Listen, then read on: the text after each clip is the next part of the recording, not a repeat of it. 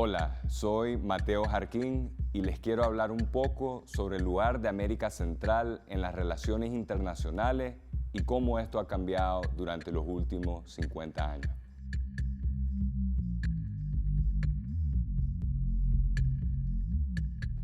América Central tiene la cualidad histórica muy particular de ser central, valga la redundancia, y periférica al mismo tiempo. La centralidad de nuestra región proviene de su posición geográfica. El istmo separa dos océanos, lo que, como sabemos, le ha dado un inmenso valor comercial y militar para las grandes potencias de los últimos siglos.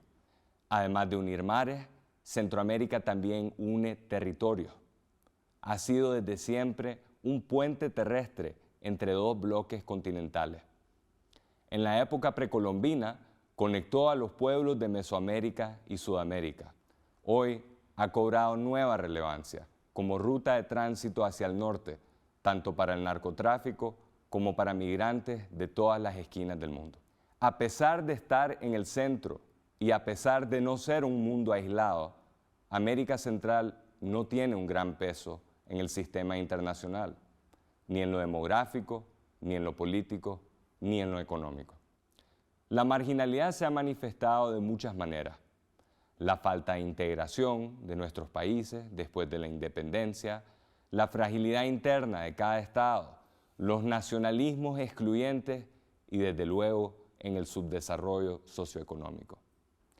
Esta combinación peculiar de centralidad y marginalidad ayuda a explicar la desproporcionada influencia extranjera, especialmente la de Estados Unidos, en los asuntos centroamericanos a lo largo de la historia. En el siglo XIX, los intereses norteamericanos buscaron controlar rutas interoceánicas en el istmo, lo que llevó a guerras e incluso facilitó la creación del país centroamericano que hoy conocemos como Panamá. Más adelante, Washington impuso gobiernos, consolidó protectorados y en 1954 cambió el destino tanto de Guatemala como de toda América Latina con el apoyo al golpe contra Jacobo Arbenz. A primera vista, la crisis centroamericana de los años 70 y 80 se puede entender fácilmente como parte de esa tradición. En las décadas anteriores, donde hubo altas tasas de crecimiento económico, pero también crecientes tensiones sociales, las élites tradicionales, como en el pasado, vetaron con violencia cualquier posibilidad de cambio político o social. Esto lo hicieron con financiamiento y asesoría de Estados Unidos para los aparatos represivos, cosa que tenía un objetivo claro: evitar otra revolución cubana. Pero esa misma represión y el hecho de que dependía directamente de Estados Unidos terminó fortaleciendo los movimientos radicales y nacionalistas. De hecho, las revoluciones centroamericanas de los 70 y 80 incluso pueden verse como una reacción a las intervenciones estadounidenses de inicios del siglo XX. Yo sostengo que la crisis internacional centroamericana de los años 80 también marcó una ruptura con el pasado, por las siguientes razones. El nivel de importancia que adquirió Centroamérica fue sin precedentes. William Walker, por ejemplo, fue famoso en su época, pero no alcanzó la notoriedad del teniente coronel Oliver North, figura clave en la política de apoyo militar a la contra en Nicaragua. Ningún presidente estadounidense se preocupó tanto por la región como Ronald Reagan, quien le dedicó más discursos a Centroamérica que a cualquier otro tema de política exterior durante su mandato. Los sandinistas se volvieron infinitamente más conocidos que el propio Sandino, y la política de apoyo militar a la contra y al ejército salvadoreño generó un movimiento antiguerra en las universidades cuyo único precedente hasta ese momento había sido el de la guerra de Vietnam. En otras palabras, en términos de su presencia en el imaginario político de los norteamericanos, Centroamérica había pasado a otra dimensión.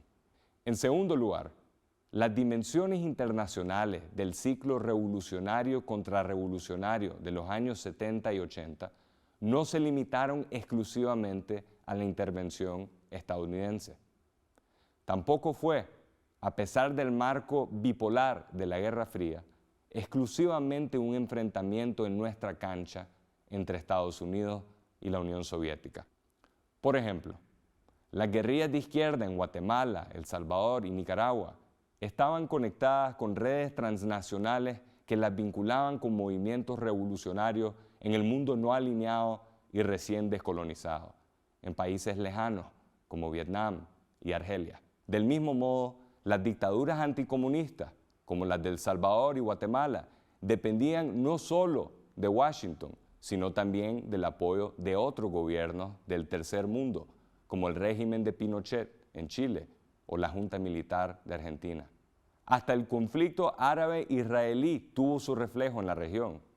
Israel brindó apoyo a la Contra y a otras fuerzas de derecha, mientras que la Organización para Liberación de Palestina respaldó al gobierno sandinista y se solidarizó en general con las guerrillas de izquierda.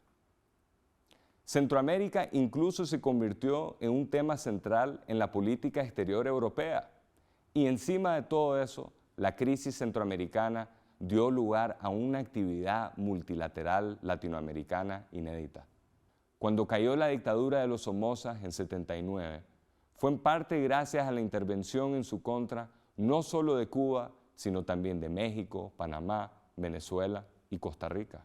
Los conflictos subsiguientes se resolvieron a través de los procesos de Contadora y Esquipula, iniciativas multilaterales exclusivamente latinoamericanas.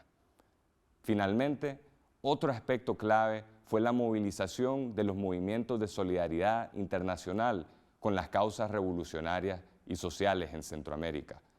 Y todo esto, como señaló el historiador Héctor Pérez Brignoli, representó la primera gran ruptura de Centroamérica con respecto a la hegemonía estadounidense. Si en el pasado Centroamérica fue codiciada por su valor estratégico o económico, en los años 80 el peso simbólico e ideológico fue el factor determinante. ¿A qué nos referimos? Bueno, a que la política estadounidense en Centroamérica fue totalmente desproporcionada con respecto a los intereses reales de ese país en nuestra región. Un gobierno alineado con Cuba y la Unión Soviética en Nicaragua, uno de los países más empobrecidos del hemisferio, no amenazaba en términos reales la seguridad nacional de Estados Unidos. Tampoco se podía decir, para dar un ejemplo, que la economía estadounidense dependiera del resultado de las guerras en El Salvador y Guatemala. Pero bajo la lógica de la Guerra Fría, la consolidación de fuerzas políticas afines al socialismo era inaceptable independientemente de las consecuencias prácticas, sobre todo en el patio trasero de Estados Unidos. Ahora, Cuba sí tenía objetivos importantes en El Salvador y Nicaragua, pero los altos mandos de la Unión Soviética asumieron un costoso compromiso en Centroamérica con pocos beneficios tangibles en mente. Moscú nunca planteó, por ejemplo, construir bases militares en Nicaragua, ni convertirla en un bastión estratégico. Para Bulgaria, para la República Democrática Alemana y para el bloque soviético en general, respaldar a los sandinistas y a otras fuerzas revolucionarias era más que nada un símbolo de su solidaridad con los movimientos de liberación del tercer mundo en un momento en que la URSS competía con la República Popular China por liderazgo en esa esfera. El indudable romanticismo que existió y que sigue existiendo en torno a las revoluciones centroamericanas está ligado a la esperanza de que representarían un nuevo modelo revolucionario aplicable en otras partes del mundo. Uno que no quedara atrapado en la rigidez de la Guerra Fría ni degenerara en el autoritarismo de otras revoluciones de izquierda. Ese último punto es especialmente curioso cuando se pone en contexto histórico. La política de nuestros países, tan pequeños en términos económicos, territoriales o demográficos, adquirió dimensiones enormes, incluso globales, en estos años. Centroamérica dejó de ser tan marginal y los centroamericanos perdieron parte de su invisibilidad. Las revoluciones centroamericanas, por ejemplo, dejaron una huella indeleble en la contracultura global. Al mismo tiempo, activistas indígenas como Rigoberta Menchú transformaron el discurso de los derechos humanos, cambiando paradigmas sobre justicia, opresión e identidad cultural. Mediante los procesos de paz, los estadistas centroamericanos trascendieron la imagen de repúblicas bananeras y reivindicaron la capacidad de la región para generar sus propias soluciones políticas a sus propios problemas. La carga simbólica de Centroamérica en esta época también explica, creo yo, la extrema letalidad de sus conflictos armados. Más de 300.000 muertos, más de 1 millón de desplazados, economías devastadas. De haberse tratado de un conflicto por el control del comercio, de las rutas interoceánicas o del número de bases militares en la región, el número de víctimas seguramente habría sido mucho menor. Esto se refleja en la abrupta desaparición de Centroamérica del radar global en los años 90. Si Centroamérica realmente era, como dijo la embajadora de Reagan ante Naciones Unidas, the most important area in the world, tal vez se le habría dado seguimiento. Pero no hubo grandes proyectos de reconstrucción internacional para los antiguos campos de batalla de la Guerra Fría. Para los centroamericanos que vivieron primero el repentino protagonismo de la región en el escenario mundial y luego su abrupto ocaso, la experiencia seguramente fue desorientadora. La mayoría de la población actual nació después. En todos los países del Istmo, excepto Costa Rica, la edad media es menor de 30 años. Para ellos, acostumbrados a la relativa ausencia de la región en los titulares mundiales, debe de ser difícil imaginar la magnitud de su internacionalización en la época de sus padres y abuelos. A estas generaciones les ha tocado enfrentar las consecuencias de aquellos años.